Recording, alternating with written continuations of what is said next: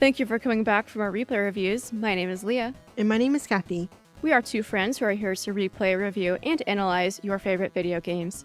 And since Kathy has never seen the games before, it helps me view them through her fresh eyes, almost like I'm discovering them again for the first time. We hope it'll be a similar experience for you.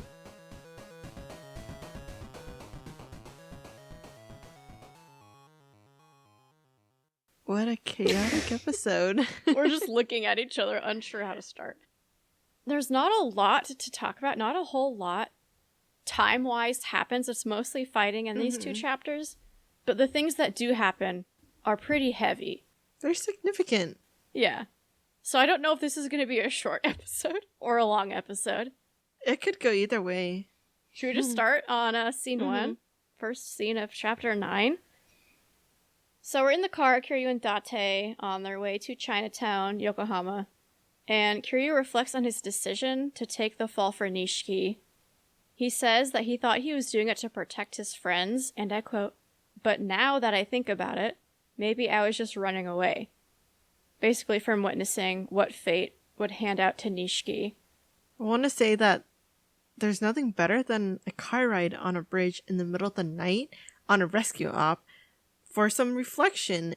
That, and in the shower. That is where the best thinking is done. Also, sitting on the toilet. I wasn't going to say it, but you did. So yes. If you really need to sort something out, you do those 3 things, and you will have the answer. Better yet, do all 3 at the same time.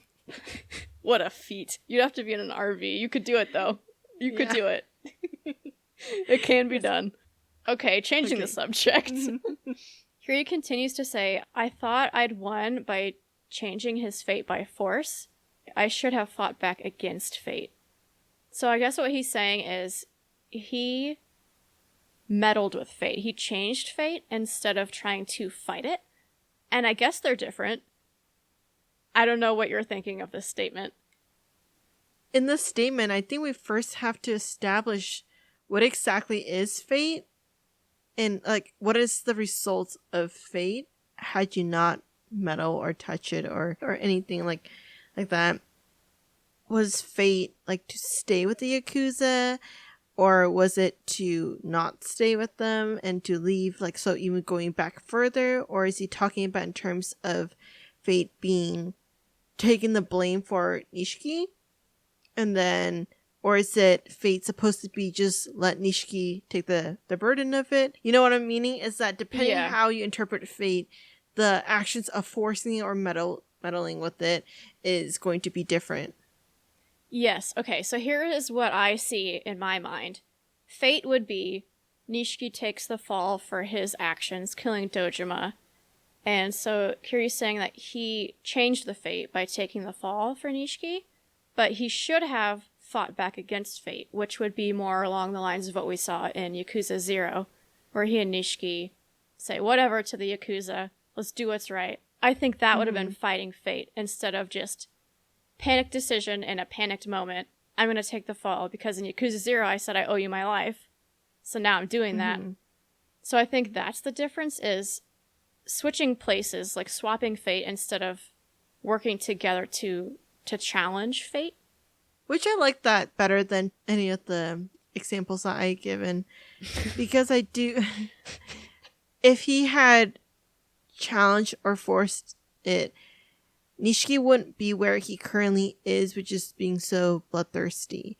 And I think that's the main thing, is that he doesn't want to see Nishiki like this. Nishiki could have had a different outcome where he goes to jail, and that pretty much somewhat neutralizes him and his vicious bloodthirsty streak. Or it's that they continue to be the good guys, but also the odd ones out and fighting all the inequity within the Yakuza. Exactly. And that's my next question. Is Kiryu responsible in a way for what Nishiki has become? You know, was it sort of a domino effect of he took away Nishiki's choices, and so it sort of forced him more down this path? He didn't have to do what he did. He could have made different choices. Those choices were still there even after Kiryu went to jail. It's one thing to say that if Kiryu went to jail and there's no opportunity for Nishiki to choose any other options, then I think, yeah, kind of it is on Kiryu. But since even though he went to jail and there's still so many different opportunities for Nishiki to choose different actions, yet he still chose the ones he did, then I don't think it's Kiryu's fault. I agree with you mostly. I do think Kiryu took some choices away from Nishiki, which I think we also talked about last time as in Yakuza 0 as well. But let me just attack Kazuma again. Because I think ultimately this is his fault. Well, as we've discussed, he sort of meddles, but also, like Shimano said, even if he was just stirring the pot, he's kind of right. Why would Kazuma give Nishiki men that he can't control? And so in a way that forced him into a desperate situation to do whatever he could with what he had to save his sister. So I don't know. I think Kazuma is ultimately the one who takes more of the choices away. Because Nishiki really didn't have much of a choice. I guess we'll never know what would have happened if Nishiki went to Kazuma and said that, hey, I really need this money. And I don't think, but the part that agrees with you is that Kazuma is really trying to influence everyone around them to keep saying that Nishiki's useless and I should have chose Kiryu. I don't know if he actually said that, and I don't know if that's Shimano and everyone else just manipulating Nishiki, knowing that that's a pain point for him. But it does sound like him not clarifying that I never pitted you two together. I feel like that's where Kazuma also is needing to take some of the fault. So I don't know. I feel like I don't have enough information though to make a solid conclusion whether or not I think Kazuma's to blame. Yeah, that's fair. And Nishiki does make his own choices, but I think his choices were limited by other people. And I'm glad you brought the bromance into it because there are a lot of similarities here. It's a very similar argument we're having to when Majima walked away from Makoto at the end of Y0. You were like, he took away her choice. And now I'm saying Kiryu took away Nishiki's choice. We're like on the flip side of the last argument, which is very interesting. But again, my point is, it's a similar situation where someone takes away someone else's choice for a good reason, so that Nishiki could help his sister, be there for his sister. It could be the right choice, and in the moment, it is the right choice to them from their point of view. What are the effects of making a choice for somebody else? I think that's the moral dilemma. They should have, like Kiryu said, they should have fought back against fate. It would have turned out much differently. Maybe none of them would be in jail. Right? So many things could have gone differently, and I get they needed that to really start the problem with this entire game. I'm going to be so mad if they kill off Nishiki because they're like putting those two against each other. I'm just going to put that out there. Even though I don't like how Nishiki slapped Nina, I feel like if they do kill him off because it was needed for this game, I'm going to be so upset at the director who writes the storyline writers. Yeah, I'm going to be so mad. I'm already mad because it gets too far gone too fast with Nishiki. I feel like it's too much of a change too fast. Yeah. Say it again. It was too much of a change too fast. Exactly. I feel like they jumped over like 2 or 3 decades in the making. I agree. So I think we should put this one to rest temporarily and move on to Chinatown, where Kiryu tells Date that he's just going to get in the way, but thanks for the ride, basically, and goes in on his own to the Chinese restaurant, where apparently the Snake Flower Triad operate. He does not get a warm welcome. Instead, he gets like a machine gun to the face, but fortunately there was a host there, and he became a shield. A human shield. Which then turns into a weapon when Kiryu throws him like a javelin at the man with the gun. Kiryu does eventually fight his way up to Lao, who says, "None of you seem to grasp the true value of this girl." So it seems like there's something surrounding Haruka that is also valuable, because Lao sold the pendant to Nishiki. I guess Shimano was too cheap to bite. He didn't want the pendant. So what is Haruka's worth if it's more than 10 billion? So my first question, multiple things that come through my mind. So before I get to your question, is that for this pendant, where did Nishiki get the money to buy it? I mean, it must be pretty expensive because Shimano's not even going to buy it. I think his family's just that good now. Okay. Well, okay, so there's other things is that my wild theories. One is that Haruka is going to be used as a trading chip. They know that Mizuki isn't dead and probably Yumi isn't dead. And they know the only thing that's going to force them to give whatever they have over to everyone else is Haruka. And she's the best kind of bargaining chip because they know that they're going to do whatever they do if they threaten to kill Haruka. And so I think it's the fact that she's a human walking bargaining chip. Yeah. That makes her valuable. Okay, follow-up question. We saw a meeting between Lau, Shimano, and Terada. And now Shimano does not have Haruka, and he does not have the pendant.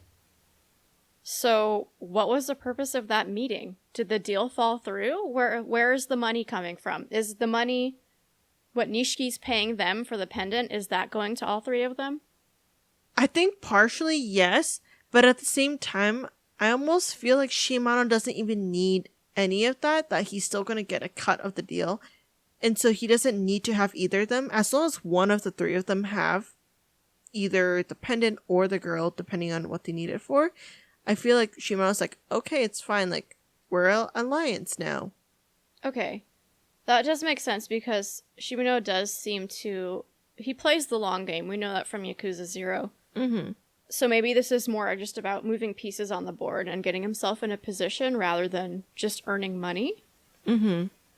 So Kiryu does eventually defeat Lau and frees Haruka, but only to immediately be arrested for kidnapping by Pseudo. Are you ready for scene 2? I know you've got something to say. Mm-hmm. So we then see Date questioning Pseudo. And Pseudo says that he will not be releasing Kiryu, no matter how weak the charges are. So what's up with Pseudo? Is he in someone's pocket? Why does he want Kiryu behind bars so bad? I think he just wants us as something to demonstrate that he's valuable and he should get promoted and take over Date's position. Because right now, who's higher up in terms of ranking? Pseudo or Date? Or the same level? I don't know. Because it seems like Pseudo is giving him orders. Mm-hmm. I feel like they're pretty close to being equal, Yeah. I think, but I think Pseudo might be a little higher up.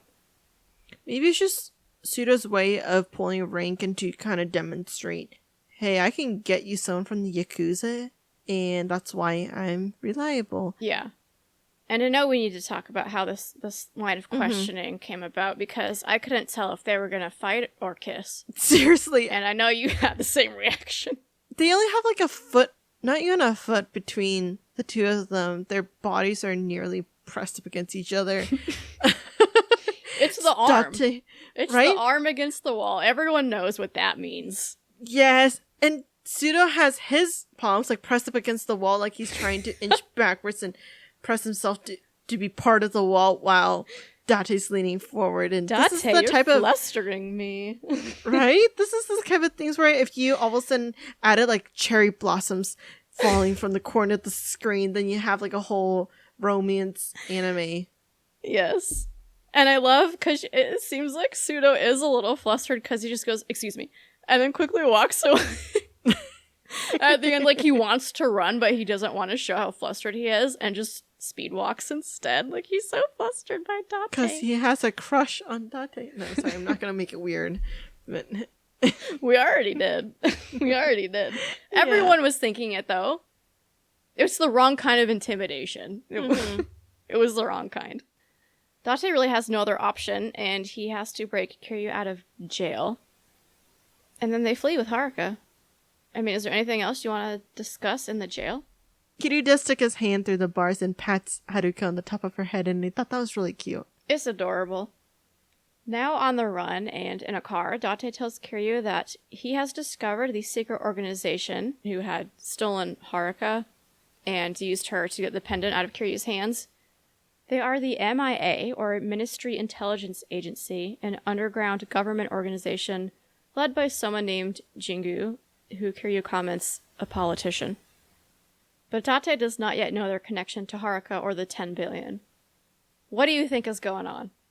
The 10 billion, somehow the government wants it, yet they can't take it and use it because it's not through legal means. And they also know that Haruka is a key piece to it. Or Mizuki and Yumi contracted the MIA to help bring Haruka back. And they said that in exchange, we'll give you the money that we stole. Mm-hmm. I like them.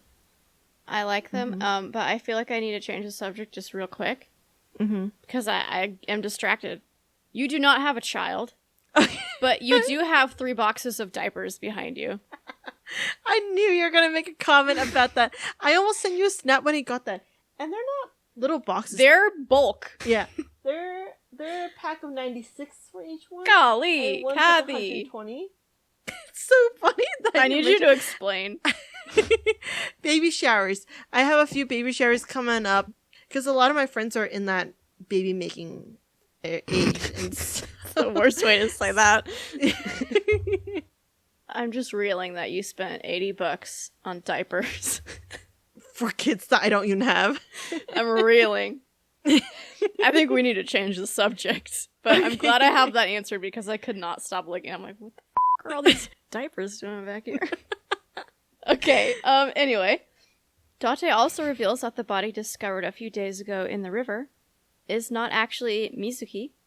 I knew it! So, someone just put a tattoo on her that matched? It's a lot of work. I mean, it could be a popular tattoo, right? Is it? I don't know. I don't know either. If it is, it's a big coincidence, though.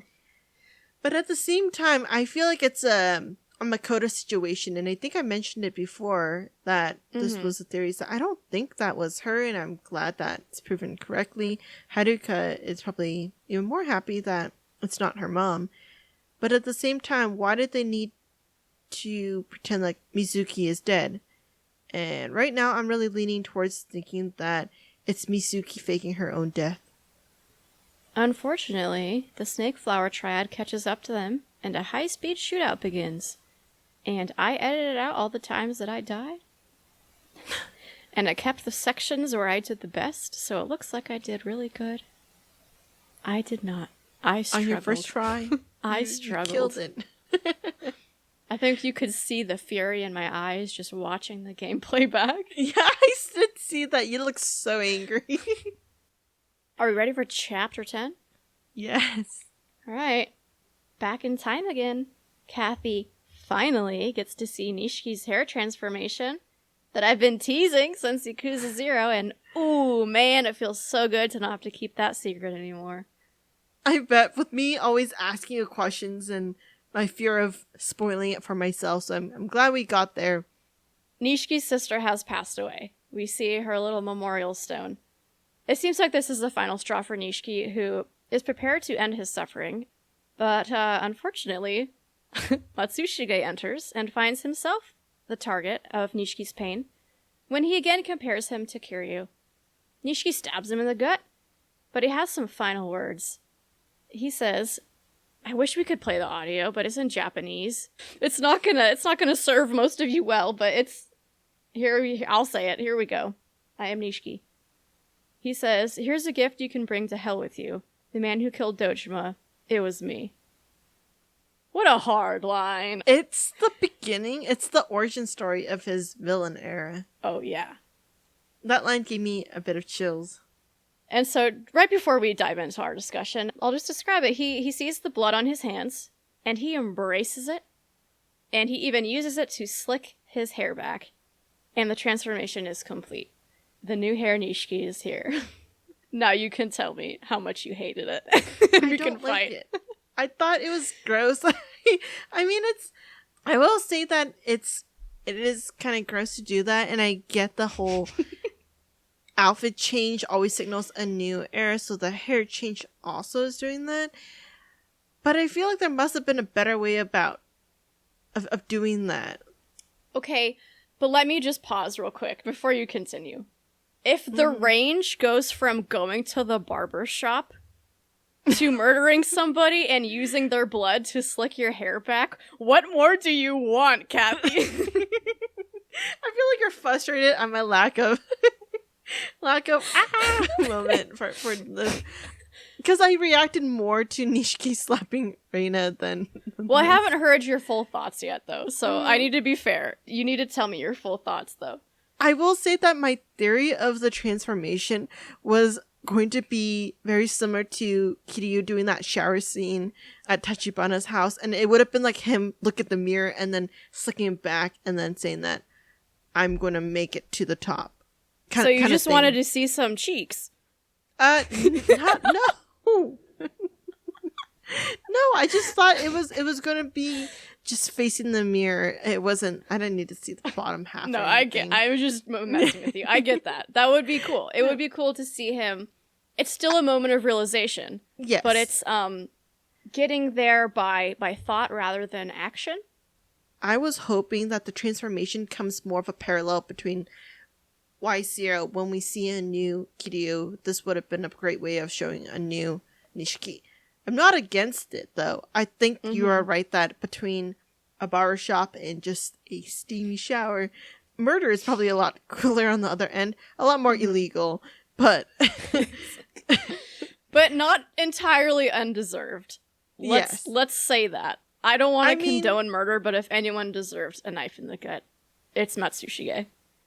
And the fact that he just keeps taunting Nishiki, he forces Nishiki's hand to do this. Talk about taking away choices. Like, you keep saying that. You made him pretty much betray Kazama and Kashiwagi. Like, he kind of had it coming with the karma bus. Anyways, back to the hair transformation, though. I do admit that it's cool. Like, now that I process it a bit more, I think you're right. Because this is his second kill, right? He has 2 over Kiryu, which I don't know if tossing a waiter at someone and getting that guy killed is going to count. Manslaughter at worst. Yeah. Yes. Nishiki has 2 on Kiryu, and it's just kind of a way of trying to redeem himself and say that, see, all you want that I'm not as good as Kiryu. He's killed no one, and I've killed 2. One being you, as you're dying and your life is bleeding out. I don't think I've been fair to you, though, because I've had a lot more time. This is the second time I've played this game.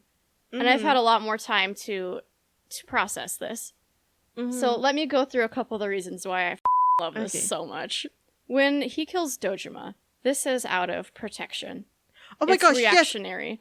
Yes. I was just about to say that first time killing, he was like freaking out. Oh yeah. Therefore, Kiryu does everything he does that we see. But this is like, he's ready for it. Right. And I get exactly, I'm going to pounce on what you're saying. Yeah, go ahead. Is because it's so cool that he changes into his villain face is because he was ready to become a villain versus the transformation is that he already knew what the next step is. And this is the bridge that connects him from being his old self that kills only out of self-defense into I'm ready to kill anyone I want. And look at my hair. I'm covered in blood. My hair's covered in blood from top to the bottom. I'm a killer. I'm a villain. And I'm going to make it to the top. Yes. And yeah. And building off of that. No, that's exactly the point I was going to make. So I'm glad that you saw that. Yeah. Because I know you agree with me now. The difference is, I think, between okay, let me rephrase that. I think why he's ready now, as you're saying, is he's lost Kiryu. He's lost Kazuma. He's lost Kashiwagi. He's lost Yumi. And now he's lost his sister. He has essentially no ties. He has one more tie, which we'll see. But at this point, I think he used her, so maybe it's not really a tie. But at this point, all of his ties to his previous version, the previous Nishiki, all those ties are severed. There's nothing stopping him from going this path anymore. Because if you put yourself in Nishiki's point of view, the only reason to fight, like, Breaking Bad is to be there for your sister, for Kiryu. To be there for these people who helped make you who you are. They're gone. Are you still the same person? It's the final straw, but it's not just the final straw. It's the final tether to who he was. You're right, because he has nothing to lose right now, too. That's the thing, is that his most important thing that grounds him, besides his sister, is Kiryu, and he doesn't have both. And if anything, he sees Kiryu as the competition. because And other people put that in his mind. Yeah. Oh, I was going to say something before my next note that I just thought of. Oh, well, I was just going to say, like, imagine how much anger has been building in this man since Kiryu took the fall and people start praising him for that.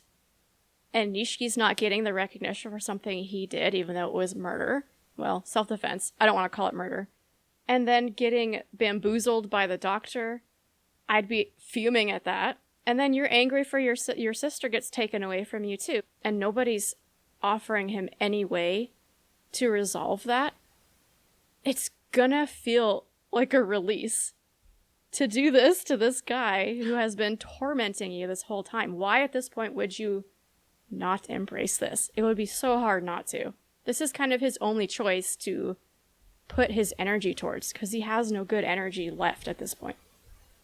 There's so much pain, and he doesn't know how to handle it with the grief, and that probably turns into his villain phase.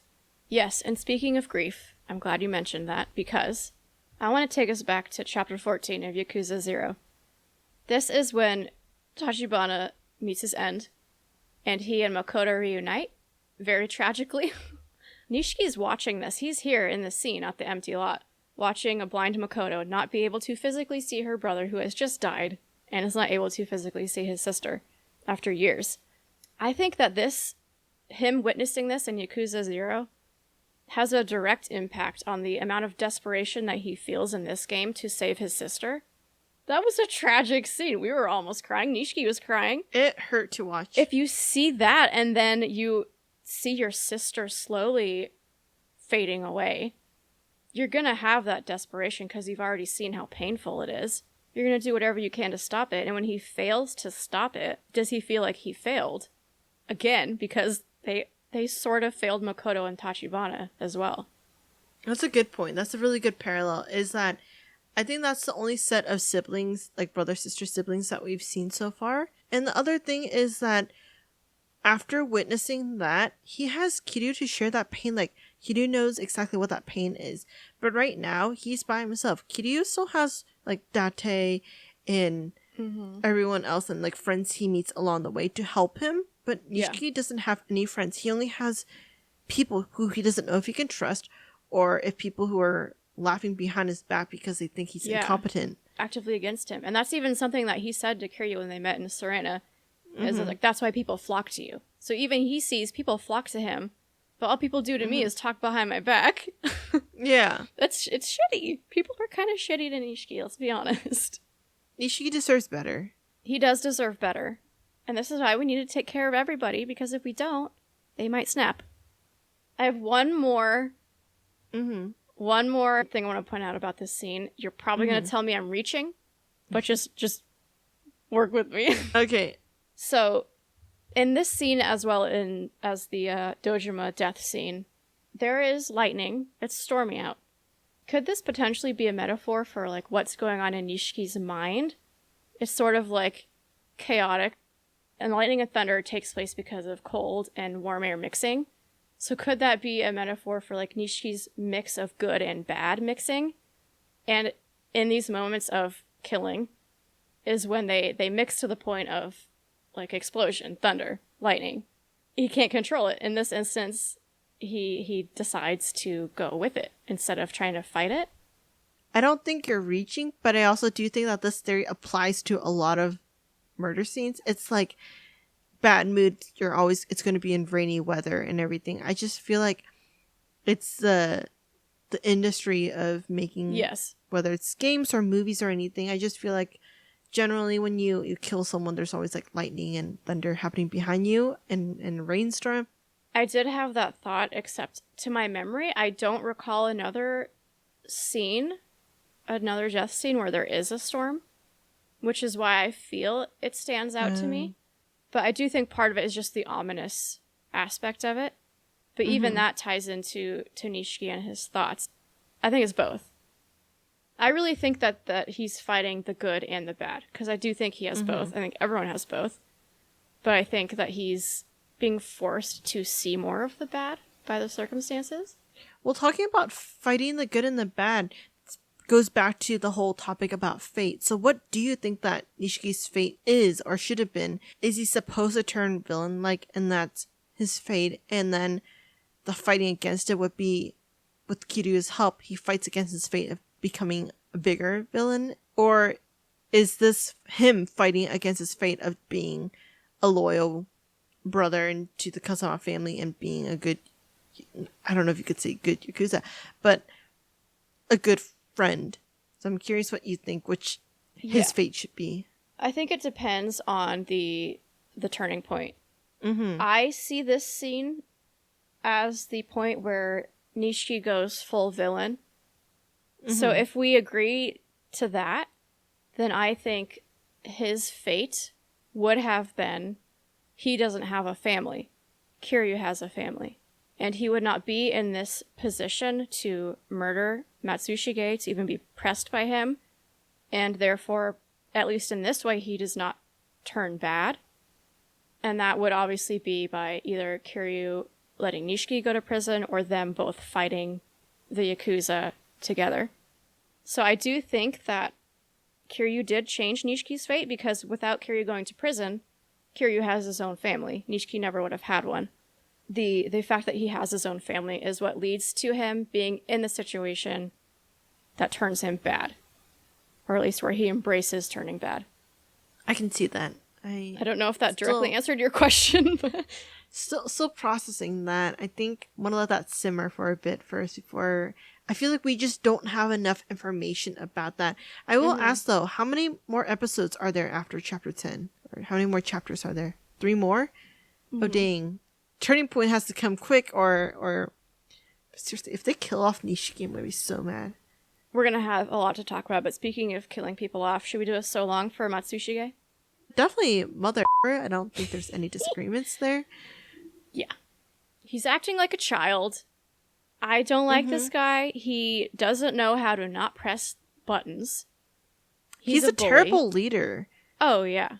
The fact that he thinks he's a better leader than Nishiki by insulting him and everything just goes to show that he actually is a worse leader. Sure, Nishiki can't control his men, but at least he doesn't disrespect them like that. And you don't command respect by insulting and disrespecting others.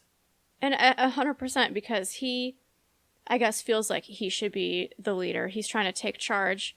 If you feel like you should be the leader, should you not feel that people should have respect for authority? Like, would you not want people to respect your authority? He's disrespecting Kazuma's authority for assigning him to be under Nishiki. He's disrespecting Nishiki's authority, who is his direct superior. And so you can't be in the Yakuza and have that attitude and expect to live. He asked for it. You signed up for this, friend. I think we just gotta say so long, mother to him. Yeah. Okay, we're in the car still. Snake Flower Triad has been dealt with. We are peacefully driving down the road. And then Date hands Kiryu his cell phone and says that he has a message from Shinji. And I think you had a little red flag about that. Yes, because there's just that parallel when Oda's driving and Kiryu and Makoto in the car, and we immediately know that Oda is not a good person, not on Team Kiryu. It's giving off some kind of parallel that makes you think that maybe Date is going to be the person who betrays them. And Date hasn't been helpful. He lost Haruka twice already. And I feel like as a grown man, you should be more competent than that. And he's a trained detective too, yeah. Right? Like we said, where's the gun? Where's your gun at, Date? It does get odd, and you even commented, like, did he listen to Kiryu's messages? Or maybe it just said, like, message from Shinji on his phone, and without reading it, but he could have. But anyway, the message that Shinji left, it essentially tells Kiryu that there's a rat near him. Someone close to Kiryu is feeding Nishiki information. And then this is when the camera shows Date looking back at Kiryu in the mirror. Which was, weird vibe. But on a hunch, Kiryu goes to the florist to ask to see footage of Serena. And this is where we see that Reina's contacting Nishiki to tell him where Kiryu's going. How do you feel? Betrayed. It hurts. It does. And all the episodes leading up to here, I kept going about how great Reina is. And it hurts. It's a slap to the face. Before we get to Serena, the florist also recognized Reina as the woman who came to ask him for help locating Haruka. So do we think that she was doing that on Nishiki's instruction? Well, I'm wondering, did Mitsuki ever disclose that she had a daughter to Reina when she worked there? Either no, or Reina is a very good liar because she acts surprised to find out who her mother is. So I think either she has known this whole time, or Nishiki asked her to do this. How did Nishiki know about Haruka then? I don't remember if he explained why, but he found out about stuff fairly early on because he's the one that leaked the missing 10 billion at the officers' meeting. Okay. So I think he sent her to try to find Haruka. Mm-hmm. But then we do go to Serena. It's in disarray. Chairs are knocked over, there's blood on the floor. But Kiryu finds a note left for him by Reina. Basically, she confesses to being the rat and apologizes, saying she was just trying to earn Nishiki's love. And she says that she knows it was wrong, and she's going to do everything she can to make it right. So let's put ourselves in Reina's position real quick. Obviously, what she has done is wrong. But she does realize that what she's done is wrong. But let's be fair. When Kiryu was in prison, she kind of had nothing, as far as we know, except for Nishiki. After 10 years, you're going to build that loyalty. And it even goes back a bit further because you mentioned something about that when Kiryu bought a ring for Yumi and she made a joke to Nishiki saying that, oh, on my birthday, I want, was it a ring or a necklace or something? Yeah. And so I'm even thinking that I maybe mistook that instead of her having a crush on Kiryu. I think you're right that she has a crush on Nishiki, and that was before 10 years ago, and that must have been even before. And the title of this chapter is even Shape of Love. I'm not happy that that's how it turned out, but I also don't fault her for doing that she's like a fool for love. So do you think that Nishiki then liked Yumi? I think so. I think it's a messed up love square. Yeah, I think so too. But it turns out that the way Reina was going to make things right is, according to Shinji, she lured him to Serena and tried to shoot him. That sounds like a bad plan to me. I mean, what are you going to do after you kill him? It's interesting. She's probably kind of angry at him and herself. Mm-hmm. But anyway, she is now on the run with Shinji. And Shinji's just the best. Can we just give a shout out to Shinji? Probably by far my favorite character in this game so far. He hasn't done anything wrong since we've known him. He's got the cleanest record. And he has not slapped a woman that we are aware. Yeah. Kiryu makes it to an injured Shinji, just in time to save him from, or Frim, as I wrote in my notes, from being shot by a Nishikiyama family member. He's mad. Kiryu's a mad boy right now. He is furiously punching people. But something happens. So this guy shows up. His name is Arase. I think he's captain of the Nishikiyama family. No, sergeant. He's sergeant of the Nishikiyama family. He shows up with a couple goons, one of which tosses a deceased Reina to the ground in front of Kiryu. Poor Reina. Probably tied. Maybe Makoto still wins, but one of the most undeserving characters of everything that she has suffered. She did insert herself a little bit.